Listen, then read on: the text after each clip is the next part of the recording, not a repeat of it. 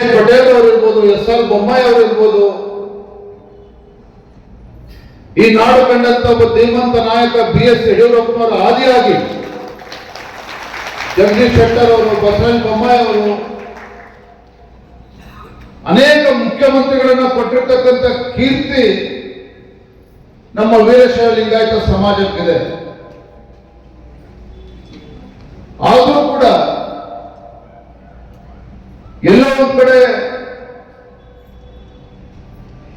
ನಮ್ಮ ಸಮಾಜದತಕ್ಕಂಥ ಒಳ ಪಂಗಡಗಳ ಬಗ್ಗೆ ಹೆಚ್ಚೆಚ್ಚು ಚರ್ಚೆ ಆಗ್ತಾ ಇದೆ.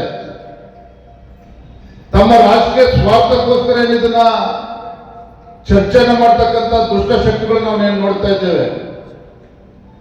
ರಾಜಕಾರಣ ಒಂದ್ ಕಡೆ ಇರಲಿ, ತಮ್ಮ ತೆವಲಿಗಾಗಿ ಈ ರೀತಿ ಮಾಡ್ತಕ್ಕಂಥದ್ದು ಬೇರೆ. ಆದ್ರೆ ನಮ್ಮೆಲ್ಲರ ಕರ್ತವ್ಯನೂ ಕೂಡ ಇದೆ. ವೀರಶೈವ ಲಿಂಗಾಯತ ಸಮಾಜವನ್ನು ಒಗ್ಗೂಡಿಸಿಕೊಂಡು ನಮ್ಮೆಲ್ಲ ಒಳಪಂಗಡಗಳನ್ನ ಮರೆತು ನಾವು ಒಟ್ಟಾಗಿ ಒಂದಾಗಿ ಮುಂದೆ ಸಾಗಿದಾಗ ಮಾತ್ರ ವೀರಶೈವ ಲಿಂಗಾಯತ ಸಮಾಜಕ್ಕೆ ಹೆಮ್ಮರವಾಗಿ ಈ ನಾಡಿಗೂ ಕೂಡ ಒಂದು ನೆರಳನ್ನು ಕೊಡೋದಕ್ಕೆ ಸಾಧ್ಯ ಆಗ್ತದೆ. ಆ ನಿಟ್ಟಿನಲ್ಲಿ ನಾವೆಲ್ಲರೂ ಸೇರಿತು ಪ್ರಯತ್ನ ಮಾಡಬೇಕಾಗಿದೆ. ನಾನು ಯಡಿಯೂರಪ್ಪರು ತಂದೆಯವರ ರಾಜಕಾರಣವನ್ನು ಕೂಡ ಬಹಳ ಹತ್ತಿರದಿಂದ ನಾನು ಕೂಡ ನೋಡಿದ್ದೇನೆ ಮಗನಾಗಿ. ಕರ್ನಾಟಕ ರಾಜ್ಯದ ರಾಜಕಾರಣದಲ್ಲಿ ಯಡಿಯೂರಪ್ಪರು ಅಂತ ಹೇಳಿದ್ರೆ ಒಂದು ರೀತಿ ಆಲದ ಮರ ಇದ್ದಾರೆ. ಆದ್ರೆ ದುರಂತ ಅಂತ ಹೇಳಿದ್ರೆ ಈ ಆಲದ ಮರದ ಕೆಳಗೆ ನೆರಳನ್ನ ತೆಗೆದುಕೊಂಡಂತ ಕೆಲವು ರಾಜಕೀಯ ಮುಖಂಡರುಗಳು ತಾವೇ ದೊಡ್ಡ ಆಲದ ಮರ ಆಗ್ಬಿಟ್ಟಿದ್ದೇವೆ ಅನ್ನೋ ಭ್ರಮಣೆಯಲ್ಲಿ ಇದ್ದಾರೆ.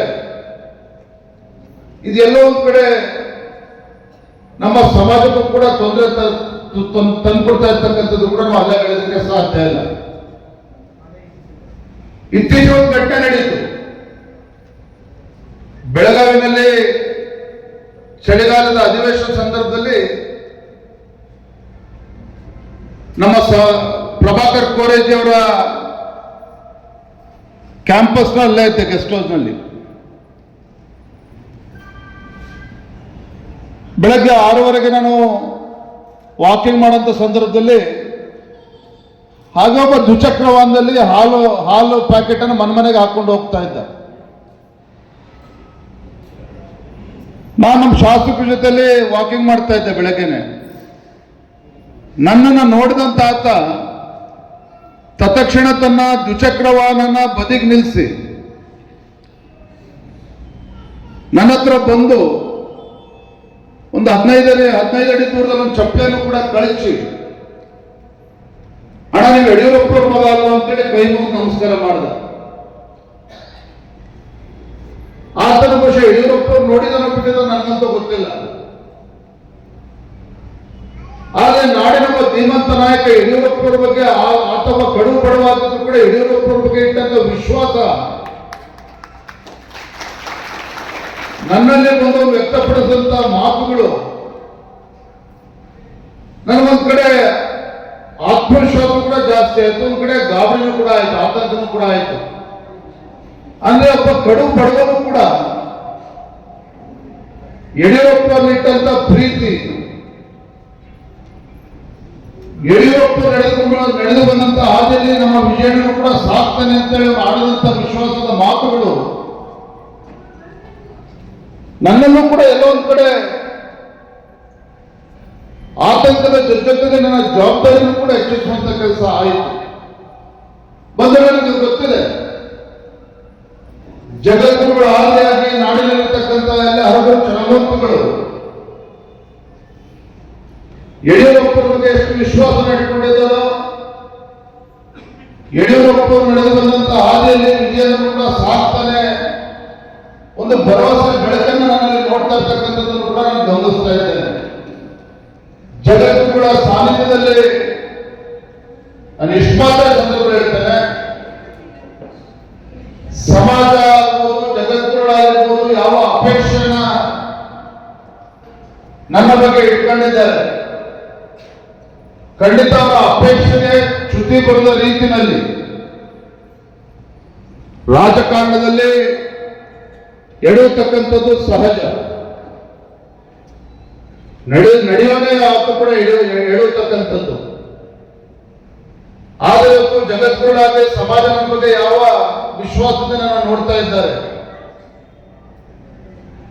ವಿಶ್ವಾಸವನ್ನು ಉಳಿಸಿಕೊಂಡು ಸಮಾಜಕ್ಕೂ ಕೂಡ ಚ್ಯುತಿ ಬರದ ರೀತಿಯಲ್ಲಿ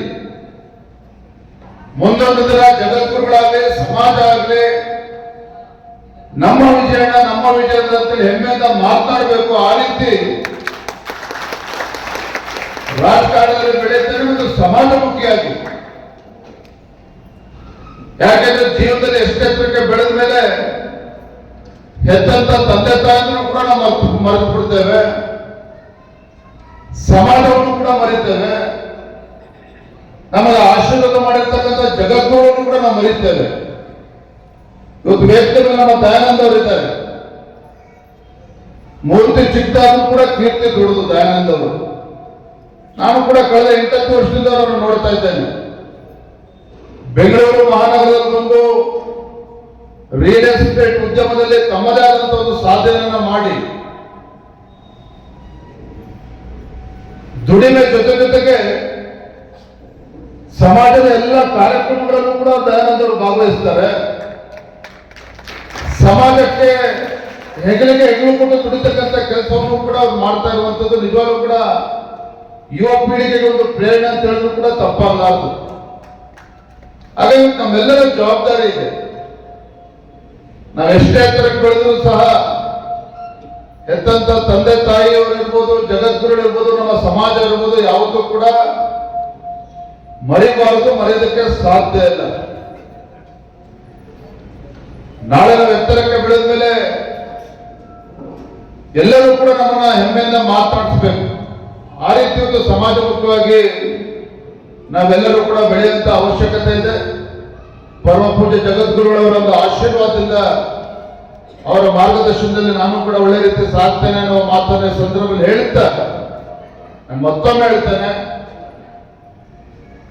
ಸಮಾಜ ಕಟ್ಟುವಂತ ಕೆಲಸ ಇವತ್ತು ನಾವೆಲ್ಲರೂ ಸೇರಿ ಒಟ್ಟಾಗಿ ಒಂದಾಗಿ ಇವತ್ತು ಮಾಡಬೇಕಾಗಿದೆ. ವೀರಶೈವ ಲಿಂಗಾಯತ ಸಮಾಜದ ಒಗ್ಗಟ್ಟಿನಲ್ಲಿ ಈ ನಾಡಿನ ಒಳಿತು ಕೂಡ ಇದೆ ಅನ್ನೋದನ್ನು ನಾವು ಮರಿಬಾರದು ಅನ್ನೋ ಮಾತನ್ನ ಸಂದರ್ಭದಲ್ಲಿ ಹೇಳ್ತಾ, ವಿಶೇಷವಾಗಿ ಇವತ್ತು ಪರಮ ಪೂಜ್ಯ ರಂಭಾಪುರಿ ಜಗದ್ಗುರುಗಳವರು ನಡೆಸ್ತಾ ಇರ್ತಕ್ಕಂಥ ಒಂದು ಇಷ್ಟಲಿಂಗ ಪೂಜೆ ಮತ್ತು ಧರ್ಮ ಸಭೆ ಸರ್ವ ಸಮಾಜಕ್ಕೆ ಇವತ್ತು ಪ್ರೇರಣೆಯನ್ನು ಕೊಡ್ಲಿ. ತಾವು ನೋಡ್ತಾ ಇದ್ದೀರಿ, ಒಂದು ರೀತಿ ನಾಡಿನಲ್ಲಿ ಭೀಕರ ಬರ, ರೈತರು ಕಂಗಾಲಾಗಿರ್ತಕ್ಕಂಥ ಸಂದರ್ಭದಲ್ಲಿ ನಾನು ಜಗದ್ಗುರುಗಳಲ್ಲಿ ಪ್ರಾರ್ಥನೆ ಮಾಡ್ತೇನೆ, ತಮ್ಮ ಆರೈಕೆಯಿಂದ ತಮ್ಮ ಆಶೀರ್ವಾದದಿಂದ ನಾಡಿನಲ್ಲಿ ಮಳೆಯಾಗಿ ಈ ನಾಡಿಗೆ 2 ತುತ್ತು ಅನ್ನವನ್ನು ಕೊಡ್ತಕ್ಕಂಥ ರೈತನ ಬದುಕು ಕೂಡ ಹಸನಾಗಬೇಕು. ಆ ಪ್ರಾರ್ಥನೆಯೊಂದಿಗೆ ನನ್ನ ಮಾತುಗಳಿಗೆ ವಿರಾಮಗಳನ್ನು ಸಲ್ಲಿಸ್ತಾ ಇದ್ದೇನೆ. ನಮಸ್ಕಾರ. ಬಿಜೆಪಿಯ ರಾಜ್ಯಾಧ್ಯಕ್ಷರಾದಂತಹ ಶಾಸಕರು ಆಗಿರುವಂತಹ ಶ್ರೀ BY ವಿಜಯೇಂದ್ರ ಅವರಿಗೆ ಧನ್ಯವಾದಗಳು. ಜಗದ್ಗುರು ಮಹಾಸನ್ನಿಧಿಯವರಿಂದ ತಂದೆಯಂತೆ ಕೆಲಸಗಳಲ್ಲಿ ತುಂಬಾ ಬದ್ಧತೆಯನ್ನು ಉಳಿಸಿಕೊಂಡು ಬಿಡುವವರು ಶ್ರೀ BY ವಿಜಯೇಂದ್ರ ಅವರು. ಪೀಠದ ಬಗ್ಗೆ ಮಹಾಸನ್ನಿಧಿಯವರಲ್ಲಿ ಅಪಾರವಾದ